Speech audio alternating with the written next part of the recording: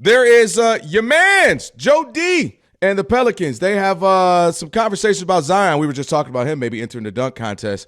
Rob G, give us a little bit more insight on how they're deciding that maybe they're going to stick it out with it's like a lady. I'm going to ride it out with my man. I'm going to stick it out with my man.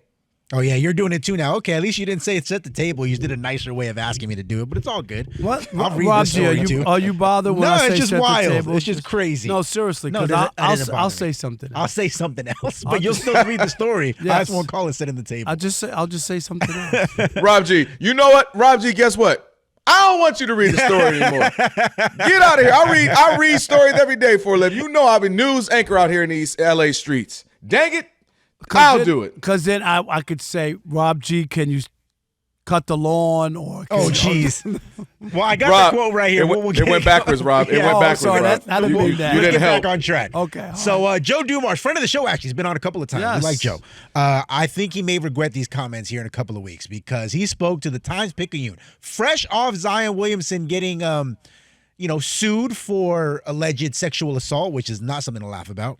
And the Times-Picayune asked him, in the wake of these allegations, in the wake of him, quite frankly, being unavailable for them on the floor since he's been drafted, is he still part of their future plans? Is he still the face of the franchise? Here's what Joe said, quote, "I've had really good conversation with Zion. We've had lunch, dinner, watched playoff games together. We've done it all. I've had some real honest conversation with him, some real direct and honest conversations. We're going to move forward with Zion. He's going to continue to be a focal point here as we go forward." I think, Joe, I understand you don't want to paint yourself in a corner, okay? Mm-hmm. Seriously, you just got there. You might not be able – if you're telling people that you're out on him, then what's the value of him? Do you know what I'm saying? Right. Yeah, I totally get it. It doesn't mean – he didn't say Zion's here as long as I'm in charge and he ain't going nowhere. That's not what he said. He says the focal point. He's on the roster. He's got a contract, right? And I think that makes sense. I'm saying if I was in that situation, I would try to get him in the best position, best health, Kelvin, best all that, so that if the time came and I could make a move, right? Mm-hmm. He's healthy, he's playing well, whatever, then I would make a move. Like I would. But I totally get the conversation in him not like saying, well, I don't know about Zion. I don't, you know what I mean? Like that's the wrong message to send out to the atmosphere. I think he had no choice but to say he's the focal point. What I mean by that is twofold. One, I still got season tickets to be sold, and I'm sure they're not doing great, but that we really are not going to do anything if we're talking about getting rid of Zion. It's a business, right? It's a business. Also, because I think there's a chance he realizes, and we talked about this with Kevin Durant, I'm not going to get the best return on that dollar anymore like I would have 2 years ago. So therefore, we might actually have to ride it out with him, and I'd rather be all in with. But if he gets healthy and you know what I'm saying, plays, that's when you try to make it. Right, and that's why I'm saying I got to be all in with him so that he believes in the system. He believes in me. I'm starting fresh with him. We got a new relationship. We get him in the best shape, get him in the best health, and that I have the option to trade him, or we actually have something we can say, all right, we're stuck with him. Let's hope we get the best version of him. And if Joe Dumars does like he did in Detroit, is build around him and actually put a good team together, then maybe we can have something. But he can't come out talking about, we're going to explore options. And you can't do that, because if you get stuck with him because you can't get anything for him, now you make it even more awkward for your only real star on that team. 100%. So he had no choice but to really kind of ride this thing out, speak highly of him, try to build some rapport so that you either can build back the equity, right, the trade equity, the trade value, or you have a great rapport with him if you have to stick with him for the next year or two. And the other thing, too, is in that quote, he talks about we had real conversations. You know what I mean? Like I spent some time around him, talked about it. So I wasn't trying to soft soak it as if everything's great.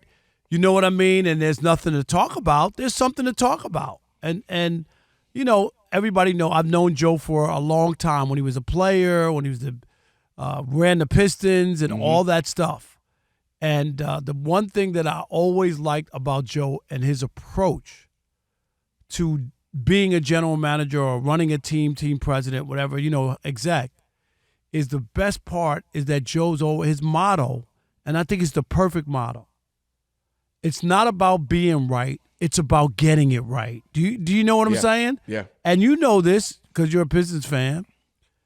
He traded guys that he drafted. You know what I mean? When he realized this isn't going to work.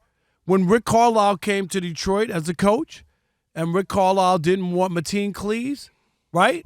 Yep. He knew, like, oh, I'm going to sit here. I can't force the coach to play a guy who doesn't want to play, or have everybody sit around and say, how come Mateen ain't playing? You know what I mean? So what did he do? He moved him.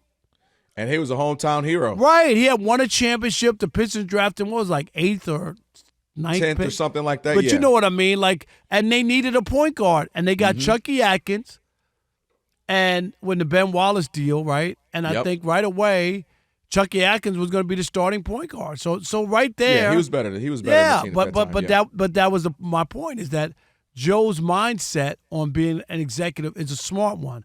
Because most guys, when they draft and they make a mistake, Kelvin, they spend time, that pride, they will do whatever they can to prove that they weren't right, instead of just saying, dude, we missed on that one.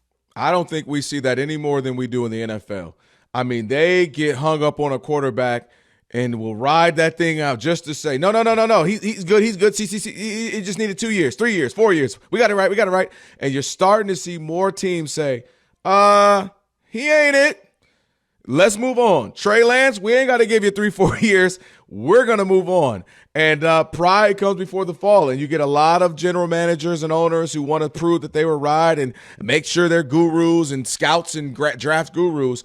But I do think a larger conversation when it comes to Zion, Rob, another example of why we need to pump the brakes and let it play out. Every year or two, there's the new fill in the blank that's going to be the new LeBron, the new Kobe, the new Magic, and we anoint them and they're Lonzo Ball.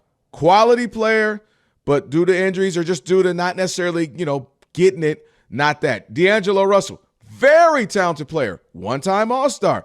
He ain't Magic. And Magic, I don't need you. Keep coming down there. He's going to break all my records. He's going to be better than – okay. And Zion, he's the next big – let's pump the brakes a little bit every time somebody has a nice college career or makes a nice few plays or has a great high school mixtape. What we try to tell them they're going to be is a bit crazy and a bit asinine. And now here we are again with another talented player who – unless on a Worship Wednesday, God himself changes the trajectory of his career, we're going to be like, what could have been with Zion? He might end up finishing 2-3 more time All-Star and All-NBA, but we all thought he was going to be more than he has been and probably will be. And it's just another example of you just never know. No, I mean, I get it, but we live in not a wait-and-see world. So I think people do crown people too quickly. To me, I've never done that, and I just think it's ridiculous, especially when people haven't won anything. I think that's where my starting point is. If you win something, I could take a look at you, or you got to be really exceptional. But we've seen plenty of people crowned before they win anything. I mean, that Ant Edwards is a perfect example. Like, just people went overboard, like they did. And I think now, I'm not saying that he's not a really good player, but the talk was even to be mentioned with Michael Jordan, and we saw the other thing. With who's with the Cowboys and Lawrence Taylor and Micah Parsons. You know what I mean? Like, is he not he's a great player. He's a heck of a player, but LT, he ain't LT. Lawrence Taylor could legitimately be the best football player to ever live. Not just defensively. I don't think that's a stretch. And let's just pump the brakes a little bit. Now, listen, I understand the projection because we all do that where we see. But we do it, Rob, even before they get in the league. At least Micah had 2 seasons, 3 seasons where we went, okay. I know, but I'm just saying, like, I'm with you, jumping to the best ever, but I'm just saying people do it right out of college. Lawrence Taylor didn't just was a great football player. The Giants won 2 Super Bowls with Lawrence Taylor. You know what I'm saying? Like there's a lot there, a lot of meat on that bone, and people are just like right away, oh, Micah had 15 sacks. He's the best ever. You know what I mean? Yeah, it's like, all right, guys. Sustained success, people. Sustained success. But what I will go back to Ant Edwards. I think what folks like, and I'll speak for myself, what I like about him, there was a period where we felt like, man, dude, like we said during the All-Star conversation we had, do they care? Are they competitive? Is there that fire? Are they going to sit out? And I think what made everybody like Ant was he's very vocal. very honest, probably brutally honest. And he also wanted to play 80. Man, don't say me out. I'm playing 82 games. What? Man, y'all crazy. I'm playing.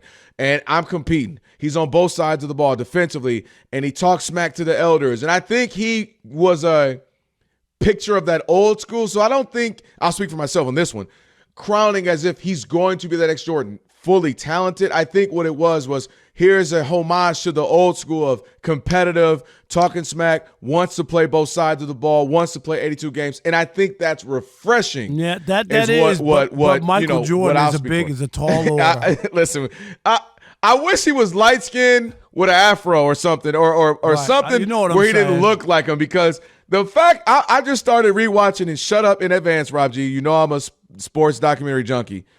I started rewatching Last Dance for the 20th time. Shut up. And old, like young Michael Jordan, 80s coming out of North Carolina, it is uncanny how much they look alike. It is. I was just sitting there laughing to myself last night, man, he looks so much like him. So not only are they high flying through the air, maybe an inch and a half, 2 inches different height, but just, in both shooting guards, but man, they look alike. And I think that definitely hinders him a little bit with that.